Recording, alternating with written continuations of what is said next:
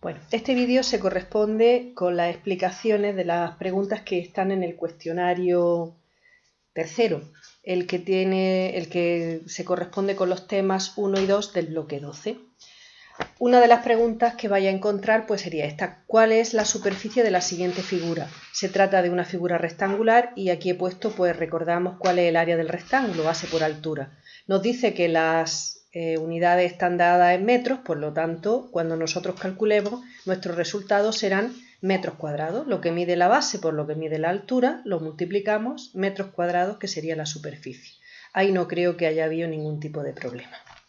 A la hora de calcular las frigorías necesarias en las instalaciones de climatización, recuerdo que para hacer eso pues he cogido la imagen de lo que tenéis en el tema 1, instalación de la vivienda del bloque 12, pues uno de los apartados nos habla de cómo calcular las frigorías por metro cuadrado de una habitación o por metros cúbicos. Cuando es por metro cuadrado sería la superficie, medimos la superficie de la habitación y la multiplicamos por 100, de manera que al final nos saldrían las frigorías aproximadas. El problema está cuando a lo mejor pues las habitaciones tienen distintos altos. Entonces en ese caso pues viene bien, si sabemos la altura, pues coger y multiplicar, calcular el volumen de la habitación y el resultado multiplicarlo por 50. Sería lo que mide la habitación de ancho, de fondo y de alto, y el resultado se multiplica por 50. ¿De acuerdo? Así sería como obtenemos de manera aproximada las frigorías para una habitación. Bueno, pues en este caso nos dice, a la hora de calcular las frigorías necesarias en las instalaciones de climatización, pues de estas opciones de aquí cogéis las que se ajusten a lo que acabo de decir. Solamente tenéis que marcar una. ¿De acuerdo? Es decir, aunque pone una o más de una, solo tenéis que elegir una. Así que mirad a ver cuál se corresponde con la manera de obtener la frigoría, si es en superficie o si es con el volumen. La siguiente pregunta nos la hacen sobre el certificado energético de una vivienda. En este cuestionario tenéis que responder 2. Y, por ejemplo, pues aquí en este que tenemos el certificado energético de una vivienda, pues por ejemplo, leemos esta de aquí. Dice responsabilidad del arrendatario de la vivienda. No, esta sería falsa. Es responsabilidad del dueño, del arrendador de la vivienda.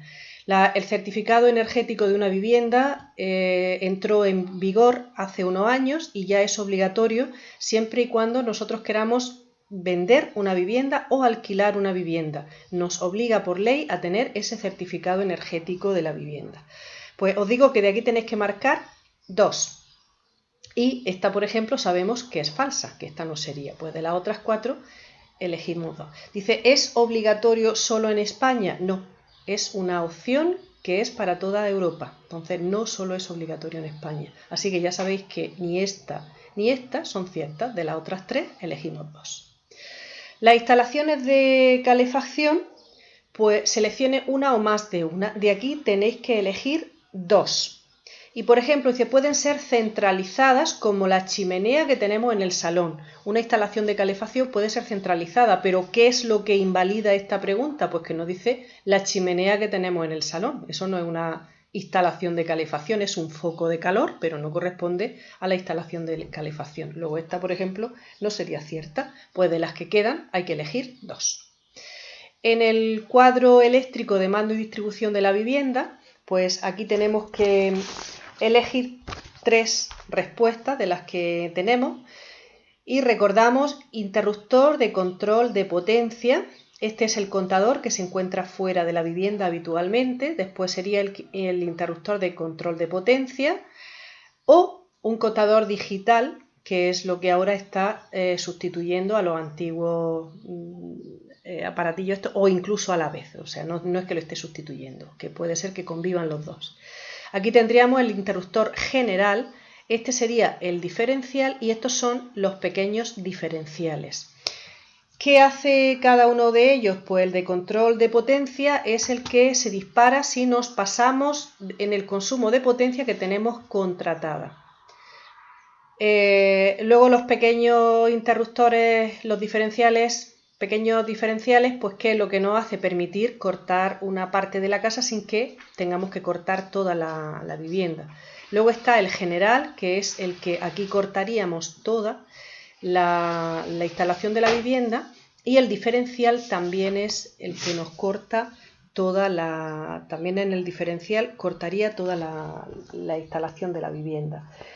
¿Qué diferencia hay entre el general y el diferencial? Pues que el interruptor general protege la instalación de la vivienda de sobrecargas y cortocircuitos, y el diferencial detecta si hay elementos defectuosos que pueden provocar daños y entonces se corta.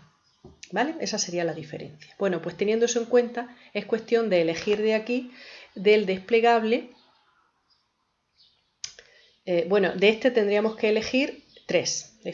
Y este desplegable de aquí tiene que ver con el anterior, es decir, este sería otra de las preguntas que lo que nos dicen aquí son las definiciones y nosotros tenemos que identificarlas, que es lo que acabo de explicar antes.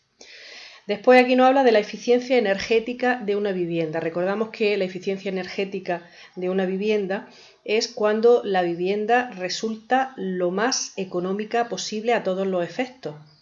Pues que vamos a necesitar menos electricidad porque está bien ventilada, entonces necesitaremos menos electricidad para calentarla o para refrigerarla. Si está bien iluminada, pues necesitaremos menos electricidad para la iluminación. Todo eso contribuye a una eficiencia energética. También contribuye a que una vivienda sea energética el hecho de que utilicemos buenos materiales, que sean aislantes, que tengan cámaras de aire, las paredes, en fin, todo eso contribuye. Bueno, pues de estas definiciones que nos hablan aquí de vivienda energética tenéis que elegir 3. Aquí, por ejemplo, dice, ¿depende de la orientación? Pues claro que depende de la orientación. En los apuntes viene que lo ideal de una vivienda es orientarla hacia el sur, es decir, la puerta principal, que si es posible, en la medida de lo posible, que esté orientada hacia el sur. Entonces, la orientación de la vivienda es importante para conseguir una eficiencia energética de la misma, conseguir una vivienda eficiente. Otra de las preguntas sería calcular el volumen de un prisma de caras rectangulares. El volumen de un prisma pues, es lado por lado y por alto. Así que sería lo que mide en cada uno de los lados, se multiplica y como la unidad está medida en metros, los lados están medidos en metros, pues el resultado sería metros cúbicos, porque se trata de un volumen. La siguiente pregunta nos habla de la instalación de gas de una vivienda. Aquí tenemos que marcar 2. Dice, ¿las tuberías deben de ir empotradas en la pared siempre? Pues no, una instalación de gas no necesariamente las tuberías deben de ir empotradas. De hecho, lo más habitual es que sean accesibles, es decir, que no vayan empotradas, sino que vayan protegidas con algo, pero que sean accesibles. Luego, esta no sería cierta. Así que de las que quedan, os faltaría elegir 2. La siguiente pregunta pues, nos habla de una etiqueta de eficiencia energética, de una etiqueta energética de un electrodoméstico. Entonces, pues aquí tenemos que de eficiencia energética A plus, más, triple plus, que es una de los sería muy eficiente. Aquí nos dice que consume 216 kilovatios hora al año. Ese sería el consumo medio estimado de energía anual. Aquí nos habla del consumo de agua, pues nos habla de 12.100 litros anuales, que es para 9 kilos de carga, por lo tanto se trata de una lavadora. Con respecto al secado de la ropa y tal, es de eficiencia B. Y luego aquí nos habla del ruido que hace. Este sería el ruido mientras lava y este sería el ruido del centrifugado. Así que son de 50 decibelios el ruido cuando está lavando y 74 decibelios cuando está centrifugando. Así que teniendo en cuenta esto que pone aquí, pues sería coger y elegir. ¿Cuántas habría que elegir? 2 respuestas de estas 5 que os ponen aquí. Y ya está. Este cuestionario es bastante sencillo porque todos los conceptos que hay que tener en cuenta aquí son teóricos, sin mucho cálculo. Los que son de cálculo son bastante sencillos. Así que, pues espero que con este no haya ningún problema.